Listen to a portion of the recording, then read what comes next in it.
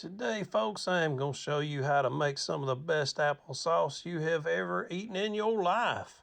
And if you decide that you don't want to eat it as applesauce, man, you can always save it as sliced apples. And it is so good that way. You can even freeze it, have it for later on, have it 6 months down the road if you want to. I tell you what I also like is taking this applesauce, put it in some Ziploc bag, freezer bags, and roll it up real thin and narrow and make it just like a popsicle. Man, I am telling you what, that is good stuff. Well, enough talking, let's get to some action. Thanks for joining me today. Here we go. Ooh, you see this big old bucket of apples I got here?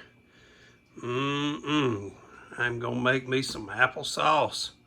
I'm telling you what, this is some of the best stuff you've ever had. Take a big old saucepan like this. I think that's what they call this. Squirt me some lemon juice in there. Got a pan over here that I'm going to put all my scraps in. Take my scraps and I can throw them in the compost pile. Man, that'll be good for my soil, for my garden, or I can put it around my fruit trees and grow even more fruit next year. So let me show you what I'm going to do to these apples. Well, I've taken me a paring knife and I take the skin off of the apples and cut up the apples into little pieces. You can see compared to the size of the quarter there, that's how big they are.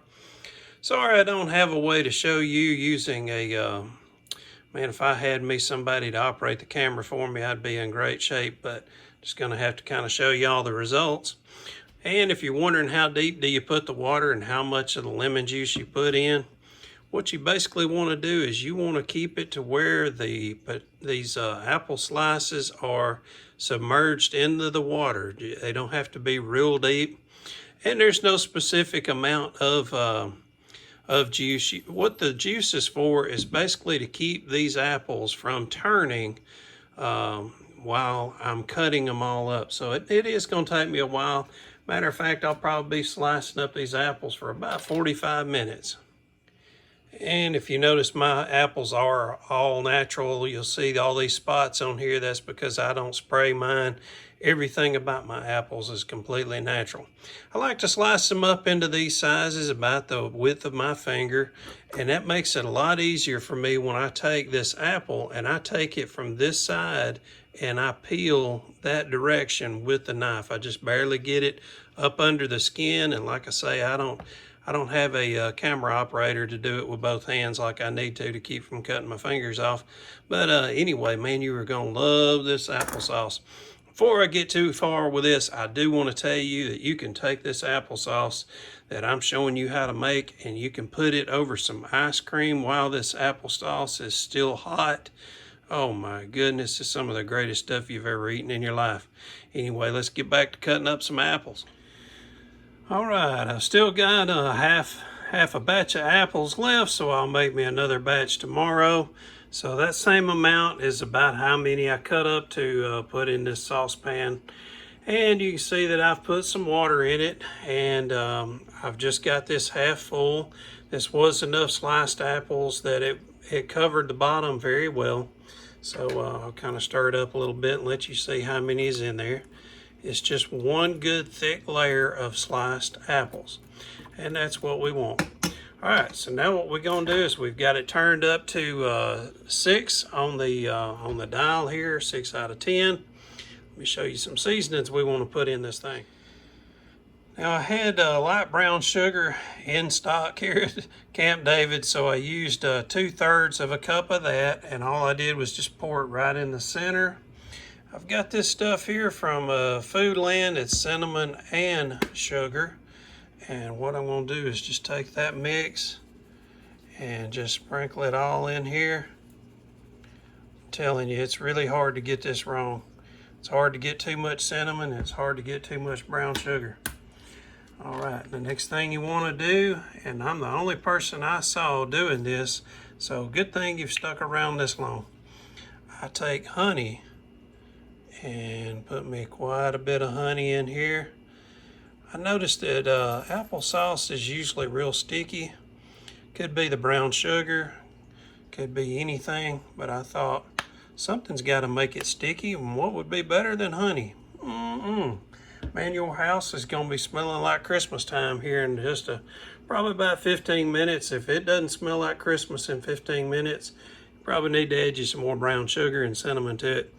So now that I got that all sprinkled in there, I'm not even going to worry about mixing it. I'm going to put the lid on it. All the heat and all the steam, it's going to be rolling around in here. And here in a little bit, we're going to grind it all up anyway. So let's throw the lid on it, let it cook for about 45 minutes, and see where we stand with it after that.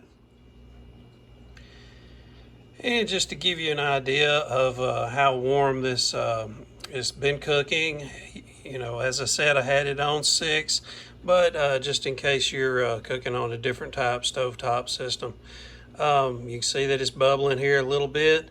And I did let it cook for 1 hour. I said I'd try 45 minutes. I took the spoon here, and as I would push down on the pieces of the apples, they were still a little bit hard, so I let them cook another 15 minutes. I've got it cut off now, and I'm just going to let this naturally cool down, and then I will be putting it in the food processor. And folks, this is probably about the 5th or 6th batch I've made, so I know it looked like I just kind of was willy-nilly with throwing stuff in here and not measuring it out. Trust me, I have really loved this, the flavors that I'm getting out of this, and I've been giving it to friends and family. People are begging for me to give them more. So I'm telling you, this is a good recipe, so stick around. You'll love it. All right, so I've let it cool down for about 15 minutes. Of course, it's still pretty warm because it was almost boiling for 45 minutes. Well, actually an hour.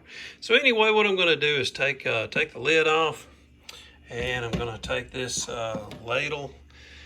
And I don't necessarily need a lot of the liquid, just trying to get the apples themselves. And I'm going to put them into food processor. So let me get all of these apples out of here, and I'll show you the next step. And you can see that it made a full container for the food processor. So having just one layer of the apples cut up into the saucepan works out just great for me. So now I'm going to put the lid on, and I'm going to hit it on pulse. And man, I love watching this stuff going crazy in here. Check this out.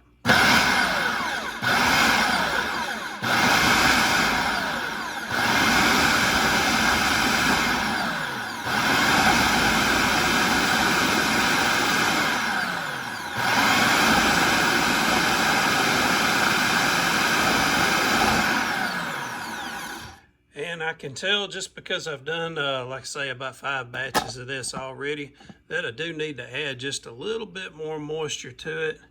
It's not that it's dry, but just to get it to where it's not so thick. And I'll kind of show you. You may want to leave it this thickness yourself, but I like mine where it's a little bit runny, not real runny, but just to where it's not sticking so much to the spoon as I do it. So I'm not going to add a whole lot of this liquid to it, but what I am going to do is take the ladle, take a little bit of this liquid out of here, and I will put it into the mixer and mix it up with it. All right, so I got it mixed up a little bit more with the liquid, and let's see what we got now. Yeah, that's about where I want to be. It's not real runny, and it's not real thick. It's just kind of a good medium. So anyway, the reason I like it this thickness too is, of course, it's going to go a little further as far as how much I can put away stored and how long I can eat on it. But, you know, when you put it on your plate, you don't want it running all over into your other food if you have it as a side item. But I can take this and I can put it in some freezer bags, be able to freeze me up some for any time of the year that I want some.